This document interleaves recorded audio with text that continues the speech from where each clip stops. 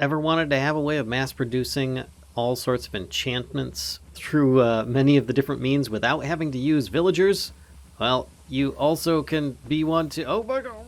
Tired of villagers taking you for granted, giving you enchantments that you don't want? Well, now you can recycle those with these wonderful little lizards called Book Wyrms. Welcome to the Mischief.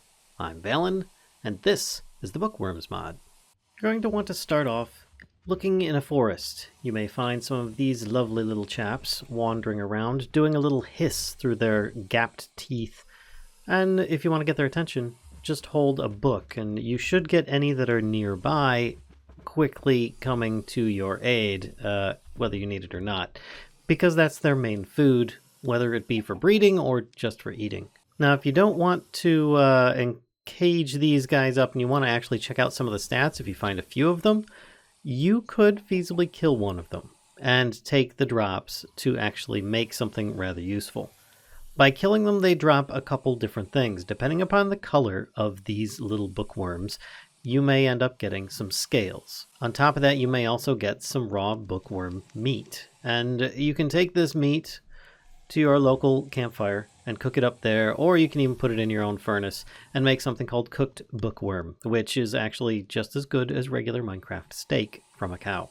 But that aside, you're going to want to make one of these things with some of the leftover scales that you might get from the drops, and that is a bookworm analyzer. Combine that with a little bit of copper ingots and some glowstone dust, you'll get yourself that bookworm analyzer that you can then click on any number of bookworms and get their stats. For instance, let's check out this blue one here. By clicking on it, you can see it's got an enchanting level of 8, a digesting speed of 248 ticks per level, and an indigestion chance of 4%. It also has 0 digested levels. But if you click on each one, they'll have slightly different stats, depending upon, if you can actually get them clicked on or not. And it can be beneficial depending upon what you're looking for in your bookworm. You're going to want to start breeding and combining these and selecting certain genes so that they can, give you the best enchantments that you could possibly want.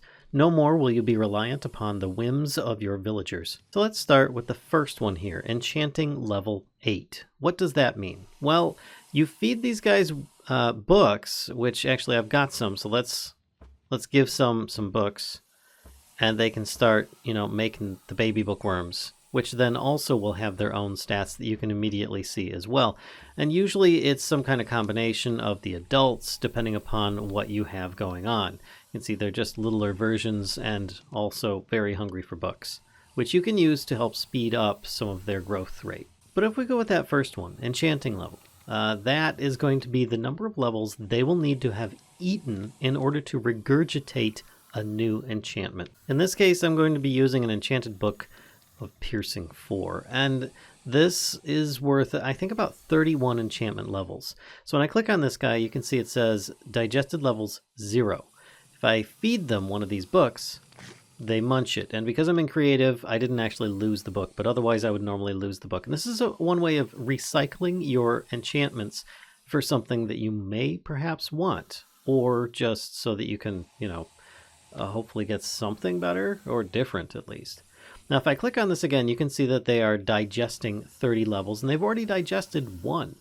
Once that digested levels amount gets up to 11, a new enchanted book will pop out from this one here. And it effectively is like if you're enchanting with 11 levels on your person. So you're breaking up whatever enchantments you may be feeding this, whether it be a Protection 1 enchantment that's worth 1 level, or something like a Piercing 4 that's worth 31. You can give them a whole bunch of enchantments. So that's what the enchanting level represents. Now the digesting speed, 249 ticks per level. Well, 20 ticks is a second. So this is going to be a bit over 10 seconds before this bookworm can digest another level of enchanting. Once it gets to 11, once again, it will then spit out a new enchanted book. That's the digesting speed. Having that faster is going to be beneficial. And as you might think, enchanting levels, having that very high can be really useful. But also, maybe you don't want those really high levels. Maybe you want something cheaper and you just want to combine them in an anvil. That could also be beneficial if their enchanting level is rather low. especially if some enchantments are only available at different lower levels. Looking at the next part, Indigestion chance. This one has a chance of 4%. Let's move on to somebody who has a higher percent. Here we go. This teal one over here has a percentage of 64. That's pretty darn high. And what does that mean? Well, there's a 64% chance when you feed one of these characters that you'll get this, a Chad Bolus. This is more or less an enchanted book that has been chewed up, partially digested, and spat back out. It's worth 1 enchantment level, so it's as good as a protection book. Oh, and look, this other one here that we were looking at before, it got to 11 levels. It's still digesting 20 more levels to go, and it spat out a new book of Unbreaking 1 and Sharpness 1, which you could get from 11 levels of Enchanting. Now, each different color of these characters is also going to represent different enchantments. We'll get to that shortly. But let's continue on with the Indigestion chance. When the Chad Bolus comes out of one of these guys, you think, okay, it's wasted stuff. Instead of getting a book worth like 11 levels, I got something worth 1. It can be very, very useful for the breeding process. You could feasibly just feed this back to this bookworm. For instance, it's digesting 24 levels. If I give it 1 and then I analyze it again, it's now digesting 25. So I gave it 1 level's worth. But alternately, you can use it to make any of these. Mutagens. Mutagens are how you actually start controlling the different ways that your Book Wyrms, in this case it just spat out another Chad, can start being enhanced to your liking. For starters, let's say Gray Wyrmutagen. You're going to want to make a Wyrmutagen base, which is a Chad Bolus, some Nether Wart, Slime Ball, and Blaze Powder will get you 4 of these. Going back to this, if you combine it with a Gray Bookworm scale, you'll get a Gray Wyrmutagen, which makes the next offspring gray. So if you're looking specifically for the gray ones, you could actually breed a blue and a teal and give them one of these gray Wyrmutagens, and their offspring will be guaranteed to be gray. Going a bit further than that, instead of just color selections, you can also encourage their stats to change over time. For example, this one here, the Digestion down, requires a potato and redstone, and it gives the next offspring a higher indigestion chance. So you could produce more of these little chads if you so desired, so that you can start making more of these mutagens.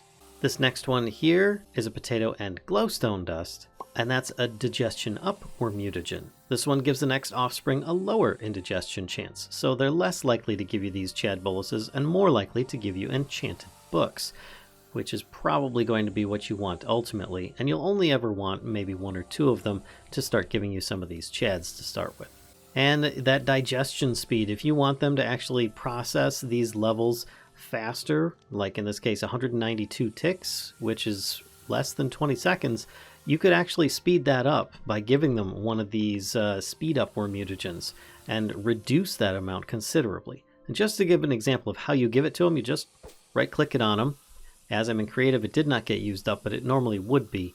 Then when you look with your Bookworm Analyzer, it tells you it has a speed up Wyrmutagen, and it's only good for 1 breeding. So the next time this bookworm breeds with another one, it will use that up. Now, if I have it breed with this blue one over here, which doesn't have one, and I want this blue one to have a lower indigestion chance, I could click that on here as well. Then I'll have one with the digestion up Wyrmutagen, and I'll have one with the speed up Wyrmutagen, producing an even more effective offspring between the 2 of them. And then to further that, I could say, all right, I want to make it an orange one.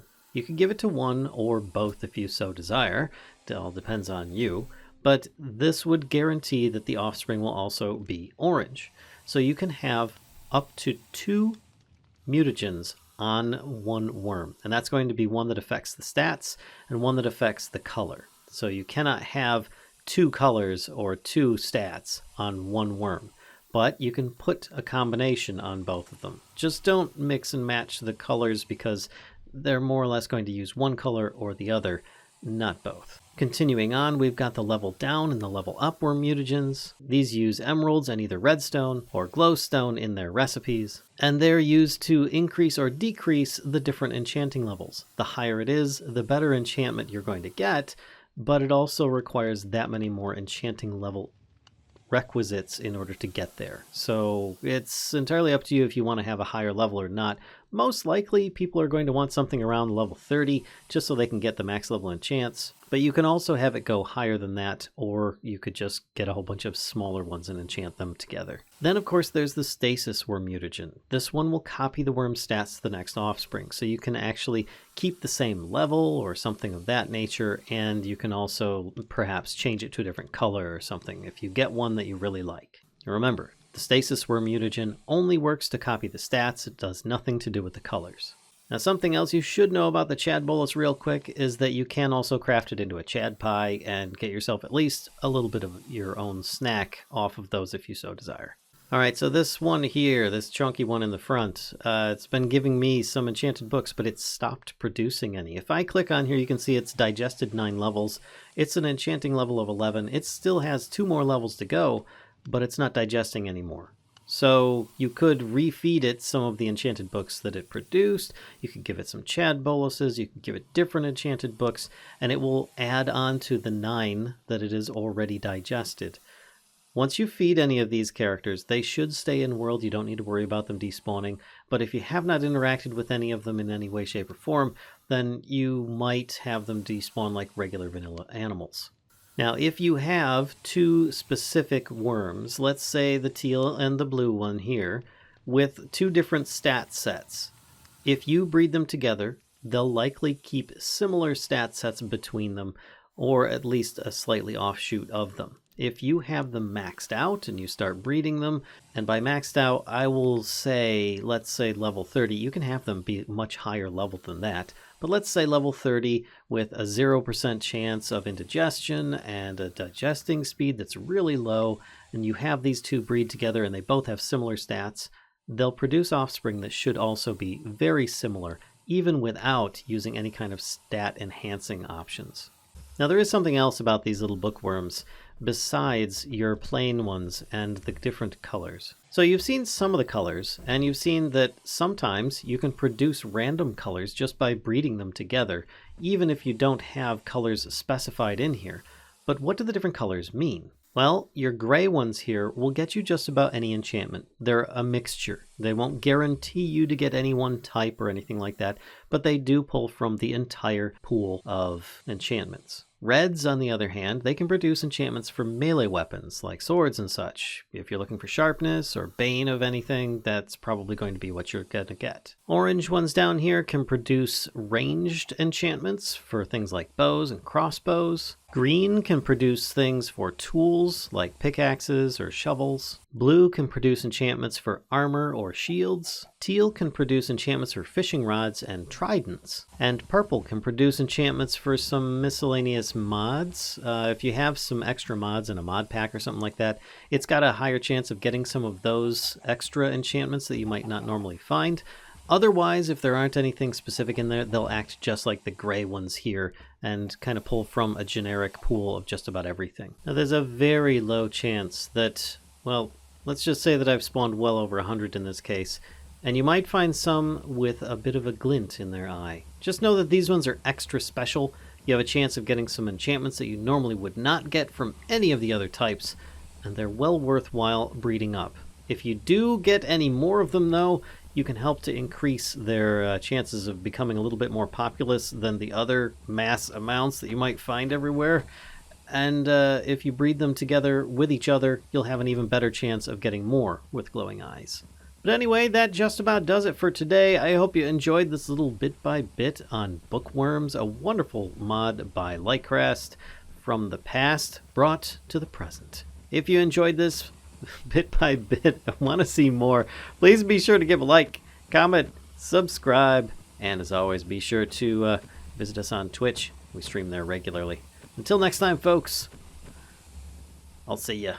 Oh, God help me.